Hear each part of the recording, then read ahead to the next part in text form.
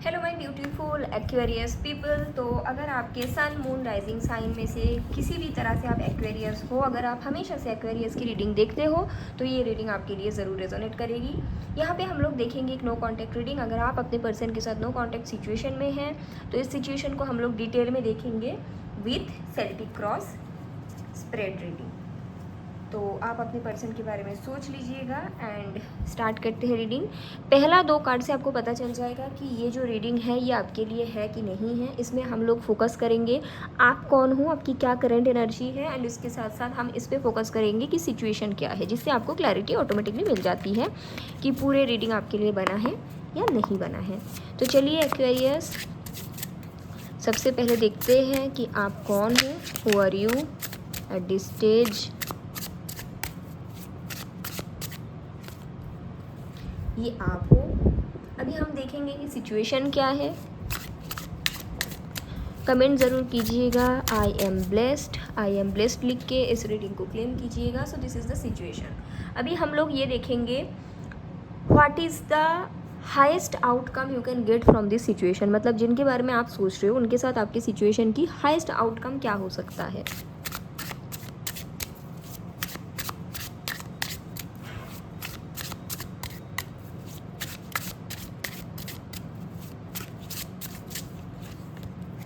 ठीक है, इसके बाद हम लोग देखेंगे base of the relationship. What is the base of the relationship. ठीक है, अभी हम लोग देखेंगे कि near past and near future. Near past वो होता है जिसके कारण आप दोनों के बीच सेपरेशन आया। नियर फ्यूचर में हम लोग वो चीज़ को रखते हैं कि आने वाले 2 महीने में जो हो सकता है। तो चलिए देखते हैं what can be the near past and what can be the near future. चलिए,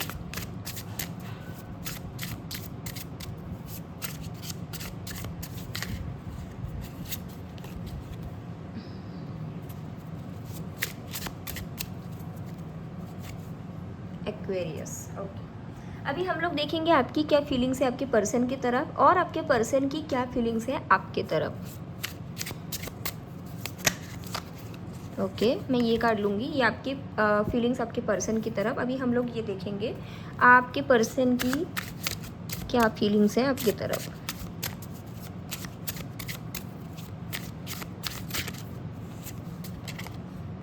अभी हम लोग यूनिवर्स से गाइडेंस निकालेंगे आपके लिए, ताकि आपको बहुत जल्द हाईएस्ट आउटकम मिल जाए, क्योंकि जो हाईएस्ट आउटकम है अल्टीमेट वही होना होता है, चाहे जल्दी हो या लेट में हो। ठीक है, तो आपके लिए क्या गाइडेंस है एक्वेरियस, ताकि आपको जो हाईएस्ट आउटकम है वो जल्दी मिल जाए।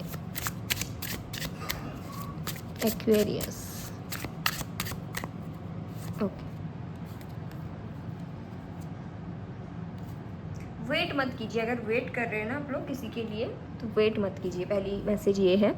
तो सबसे पहले देखते हैं आपकी करंट एनर्जी क्या है, आप कौन हो। Let's see who are you. Queen of swords, काफ़ी ज़्यादा क्लियर हेडेड हो इस टाइम पे आप कि आपको लाइफ में क्या चाहिए क्या नहीं चाहिए। हो सकता है इस टाइम पे आप विदाउट स्टेबिलिटी बिल्कुल भी रेडी नहीं हो कोई और चीज़ के लिए सेटल करने के लिए। अगर कोई आपको बोल रहा है कि भाई हम सेटल नहीं कर सकते हैं इस टाइम पे, कि नॉर्मली बातचीत करते हैं, मुझे लगता है आप उसके लिए बिल्कुल रेडी नहीं हो। आप काफ़ी क्लियर हो इस टाइम पे कि मुझे क्या चाहिए और मैं इसके अलावा कोई और चीज़ के लिए नहीं मानूंगी। हो सकता है आप में से काफ़ी लोग सिंगल मदर है, तो आप अपने बच्चों की परवरिश की तरफ भी पूरी तरह से फोकस्ड हो, ये भी दिखता है। अपने फैमिली की तरफ भी सारे रिस्पॉन्सिबिलिटीज़ फुलफ़िल कर रहे हो इस टाइम पे, एंड अपने करियर में ग्रो करना चाहते हो, इस तरह का एनर्जी दिखता है। स्पेशली अगर आप सिंगल मदर हो तो अपने बच्चों के साथ बहुत लगाव मुझे दिख रहा है। एंड अगर आप सिंगल मदर नहीं भी हो तब भी आप बहुत ज़्यादा क्लियर हो कि आपको लाइफ में क्या चाहिए। ये आपकी करंट एनर्जी है। ये अगर आपसे रेजोनेट करता है तो आप रीडिंग में आगे बढ़िए। एंड इसके बाद हम लोग देखेंगे व्हाट इज़ योर सिचुएशन, आपकी सिचुएशन क्या है इस पर्सन के साथ। 8 ऑफ वांड, मुझे लगता है सिचुएशन ये है आपके पर्सन आपसे बातचीत तो करना चाहते हैं लेकिन आगे की तरफ स्टेप नहीं लेना चाहते हैं। मतलब कनेक्टेड रहना चाहता था, बातचीत करना चाहता था, मिलना चाहता था, लेकिन जब बात आ जाती थी कि फिज़िकल रिलेशन भी शायद बनाना चाहता था, लेकिन जब बात आ जाती थी कि शादी करो या स्टेबिलिटी बनाओ, वहाँ पे ये पर्सन थोड़ा डगमगा जाता था। ये सिचुएशन था। ये 2 कार्ड अगर आपसे रेजोनेट हुआ कि आप कौन हो एंड आपकी करंट सिचुएशन क्या है, तो फिर आप ये रीडिंग को पूरी देख सकते हैं। क्योंकि ऑटोमेटिकली आपको पता है कि हाँ ये मेरे साथ रेजोनेट कर रहा है ना। तो रीडिंग में आगे बढ़ते हैं कि आपके सिचुएशन में हाईएस्ट आउटकम क्या हो सकता है। यहाँ पे हेरोफेंट का कार्ड आया है। देखिए मुझे ऐसा लगता है, मैं एक कार्ड क्लैरिफायर निकालूंगी हेरोफेंट के लिए। What can be the outcome, hierophant को क्लैरिफाई करिए mother universe please help me. What is this hierophant, 4 of swords and the lovers. यहाँ पे 50-50, 4 ऑफ पेंटिकल्स, यहाँ पे 50-50 चांसेस है।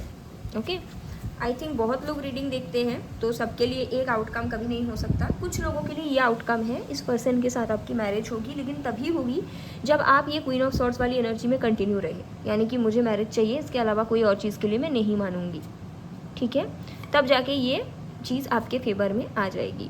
बट कुछ और लोगों के लिए मुझे लगता है यहाँ पे कोई चॉइस है, ठीक है। यहाँ पे हेरोफेंट और लवर्स है जो कि बताते हो सकते हैं आपके जो पार्टनर है बने, जिनके लिए आप रीडिंग देख रहे हो, जिनके लिए आप इस वीडियो ओपन कर रहे हो, या जिनके बारे में आप सोच रहे हो सकता है वो पर्सन मैरिड है कुछ लोगों के लिए, या फिर ये भी हो सकता है वो पर्सन एंगेज्ड है किसी और के साथ। तो ऐसे सिचुएशन में ये दिख रहा है कि चीज़ें ऐसे ही रहेगी, ये चेंज नहीं होगा, लेकिन ये आपसे जाना भी नहीं जाएगा, ये ऐसे ही रहेगी, it will be continue, the hierophant, the lovers and बीच में 4 ऑफ सॉर्ड्स।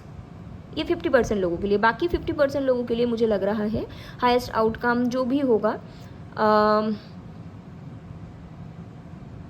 वो अल्टीमेट आपको चुना जाएगा, लेकिन it can take 2 to 3 years, okay, ऐसा दिखता है। So that is the highest outcome.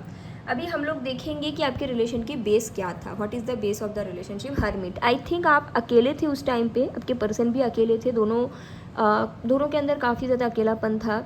ये भी हो सकता है कि जैसे मैंने बोला कि आप सिंगल मॉम थे, तो उस टाइम पे आप कोई एक पास्ट फेज से निकल के आए थे और आपको ये पर्सन अच्छा लगा था, एंड आपके पर्सन के लिए भी ये था, ये अकेला था।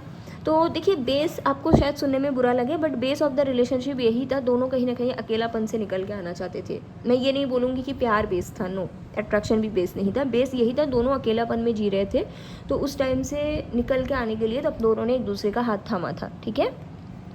अभी देखेंगे नियर पास्ट क्या है, मतलब क्या नियर पास्ट है जिसके कारण नो कॉन्टैक्ट आपका बना है। द हाई प्रिस्टेस वही है जो मैंने बोला।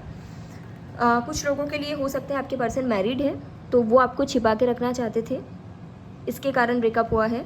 और कुछ लोगों के लिए ये है कि आपके पर्सन इसलिए आपको छिपा के रखना चाहते थे कि इनके फैमिली, इनके सोसाइटी बीच में आ रहा था। तो नियर पास्ट यही दिख रहा है, आपके पर्सन आपके साथ रहना तो चाहते थे, बट इनका माइंडसेट था कि आपको ये सोसाइटी के सामने रिस्पेक्ट नहीं देना चाहते थे,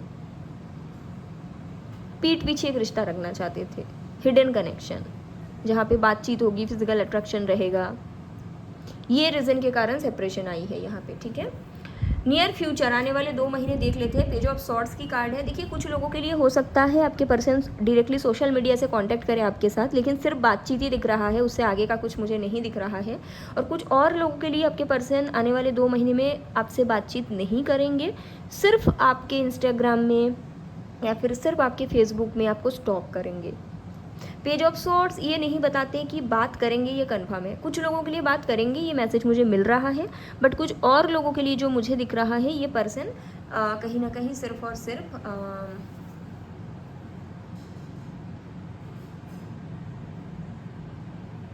आपको ना स्टॉक करेंगे, ऐसा मुझे लग रहा है। आप क्या कर रहे हो, आपके लाइफ में क्या चल रहा है, ऐसा, ओके। लेट्स सी कि आप जो हो, आपके करंट फीलिंग्स आपके पर्सन की तरफ क्या है। 6 ऑफ पेंटिकल्स। देखिए मैं ये नहीं बोलूँगी कि आप बहुत ज़्यादा प्यार करते हो, लेकिन मैं ये भी नहीं बोलूँगी कि यहाँ पे बिल्कुल प्यार नहीं है। 6 ऑफ पेंटिकल्स मुझे ये बताते हैं कहीं ना कहीं कि यहाँ पे जो चीज़ें हैं आपकी तरफ से, आपकी अभी करंट फीलिंग्स यही है कि आप इक्वल गिव एंड टेक वाली रिलेशनशिप चाहते हो। आपके पर्सन की तरफ से कहीं ना कहीं काफ़ी ज़्यादा प्रैक्टिकल हो चुके हो। हाँ इमोशंस है, लेकिन इमोशंस में आप बह नहीं जा रहे हो। पहले शायद आप इमोशन में बह जाते थे, अभी वो नहीं है। इमोशंस है, लेकिन आपकी फीलिंग्स ये है कि मुझे इक्वल गिव एंड टेक वाली प्यार चाहिए, तभी हम आगे बढ़ेंगे, नहीं तो नहीं आगे बढ़ेंगे, ऐसा, ठीक है। लेट्स सी आपके पर्सन की करंट फीलिंग्स आपकी तरफ क्या है। Queen of cups. फीलिंग्स है, यहाँ पे फीलिंग्स है, फॉर श्योर फीलिंग्स है। आपके पर्सन आपसे प्यार करते हैं, लेकिन जैसे मैंने बोला कुछ लोगों के लिए सोसाइटी इन्वॉल्व है, फैमिली इन्वॉल्व है, और कुछ लोगों के लिए आपके पर्सन मैरिड है किसी और के साथ, या फिर मैरिड नहीं भी है, एंगेज्ड है किसी और के साथ। तो ये भी रीज़न हो सकता है कि इन्होंने फैमिली के लिए, सोसाइटी के लिए मैरिज या एंगेजमेंट करा है और आपके प्रति इमोशंस रखते हैं। और कुछ और लोगों के लिए जैसे मैंने बोला कि ये फैमिली या सोसाइटी के आगे आपको चुन नहीं पाए। लेकिन अगर बात किया जाए सिर्फ फीलिंग्स की, तो देयर इज़ इमोशंस, प्यार करती है आपसे, ठीक है।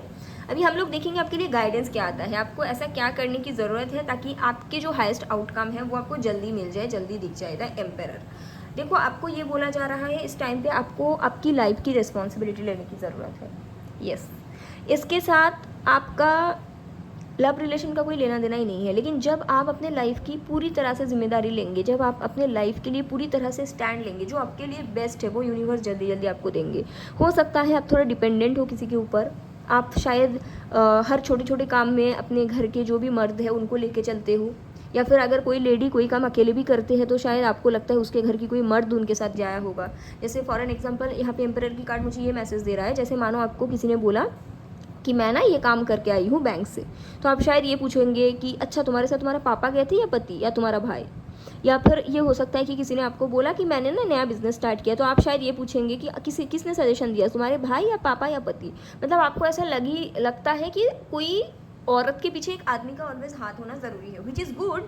बट यहाँ पे आपके थॉट इसलिए ऐसा है क्योंकि आप दूसरों के ऊपर डिपेंडेंट हो, आप खुद सेल्फ डिपेंडेंट नहीं हो। बेसिकली हो सकता है आप मनी अर्न करते हो, बट मनी अर्न करना और डिपेंडेंसी दोनों अलग चीज़ है, राइट।